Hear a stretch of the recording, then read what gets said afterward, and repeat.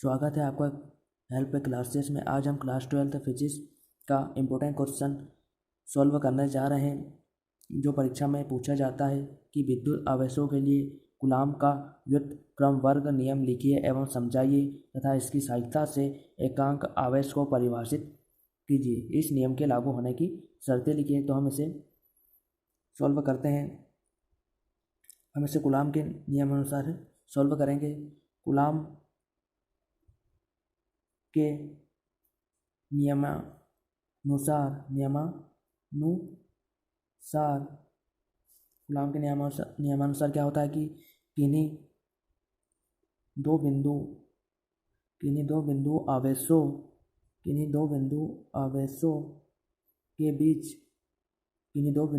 के बीच लगने वाले बल का मान उन आवेशों के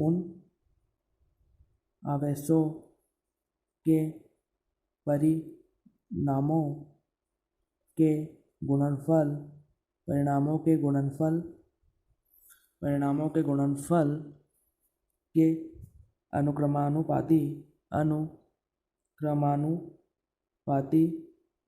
अनुक्रमानुपाती तथा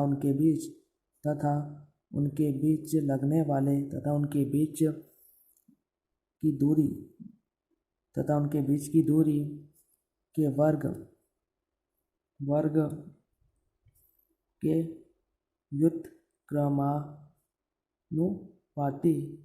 व्युत्क्रमानुपाती होता है।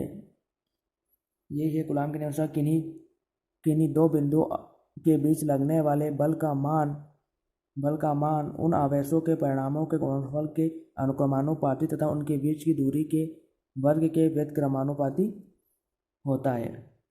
इसमें हमें क्या करना है? हमें मानना है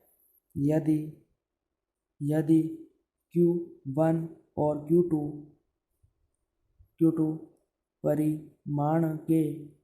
परिणाम के दो बिंदु आवेश एक दूसरे से r दूरी पर स्थित हो तथा उनके बीच लगने वाला बल F हो तो क्या है? यदि Q1 और दो बिंदु आवेश हमारे पास एक Q1 और Q2, इनके बीच की दूरी को हम दूसरे से r दूरी पर, ये दोनों बिंदु r दूरी पर स्थित है तथा उनके बीच लगने वाला बल क्या है? F है। दो बिंदु आवेश Q1 और Q2 है, इनके बीच की दूरी r है और इनमें F बल लग रहा है। तो हमें क्या करना है? F समानुपाती किनके हो जाएगा? Q1 और Q2 के, तथा F व्युत्क्रमानुपाती हो जाएगा 1r का वर्ग। आपको पता ही होगा व्युत्क्रमानुपाती में अपन में लिखते हैं, किसी चीज़ को बटे में लिखते हैं। तो क्या हो जाएगा?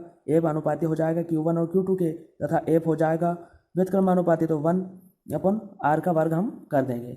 अब आगे हमें करना है, दोनों को मिलाकर लिखना है। तो हमें लिखना है दोनों को मिलाकर लिखने पर दोनों को हम मिला देंगे तो क्या हो जाएगा? F अनुपाती Q1 Q2 अपन r का वर्ग। ये Q1 Q2 ऊपर आ गया और r का वर्ग जो नीचे है वो है।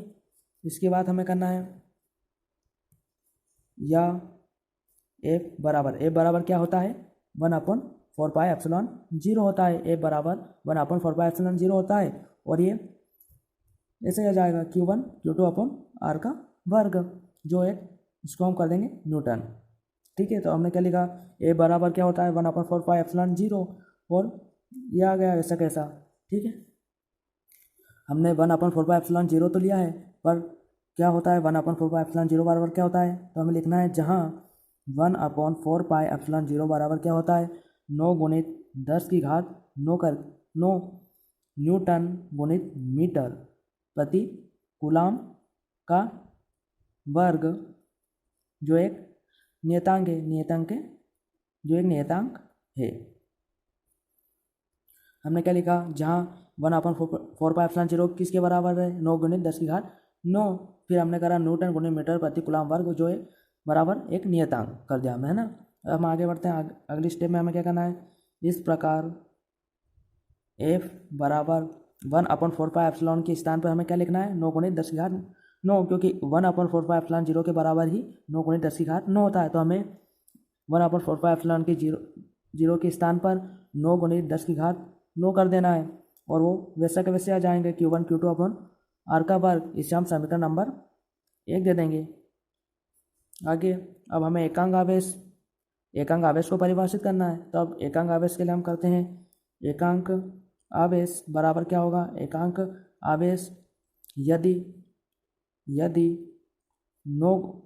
A बराबर क्या हो, 9 × 10⁹ है, A बराबर 9 × 10⁹ न्यूटन है, और हम R बराबर भी क्या ले लेते हैं, R बराबर हम 1 ले लेते हैं, 1 मीटर ले लेते हैं, तथा Q1 किसके बराबर है, Q2 के, और Q2 बराबर है Q के। Q1 और Q2 ये तीनों 1 के बराबर है। बराबर हो तो समीकरण हमारा 1 है, समीकरण 1 में 1 से हमें इसको प्राप्त करना है, ये हमें मान समीकरण 1 में रखना है। तो A बराबर हमें क्या लेना है, यहाँ पर 9 × 10⁹ लेना है। A बराबर तो 9 × 10⁹, और 1/4πε0 के स्थान पर हमें 9 × 10⁹ लिखा, तो हमें वो भी लिखना है ऐसा का ऐसा। केवल हमने F के स्थान पर 9 × 10⁹ रखा है, और पहले का जैसे ही लिखना है हमें यहाँ पर, तो 9, और Q1 Q2 बराबर किसके हैं, Q के, क्योंकि तीनों बराबर है Q1 Q2, तो हमें 2 ही Q लेने हैं। तो Q हो जाएगा जो आवेश है, बिंदु आवेश, और R के स्थान पर हमें 1 लेना है, जो हमने यहाँ पर लिखा है कि R बराबर 1 मीटर। अब क्या होगा इस आगे, या Q का वर्ग बराबर 1 हो, या फिर Q बराबर ±1 हो, अतः अब हमें आगे लिखना है, अतः यदि समान परिमाण के 2 सजातीय आवेश वायु या निर्वात में 1 मीटर की दूरी पर स्थित होने पर एक दूसरे को 9 × 10⁹ न्यूटन के बल से प्रतिकर्षित करे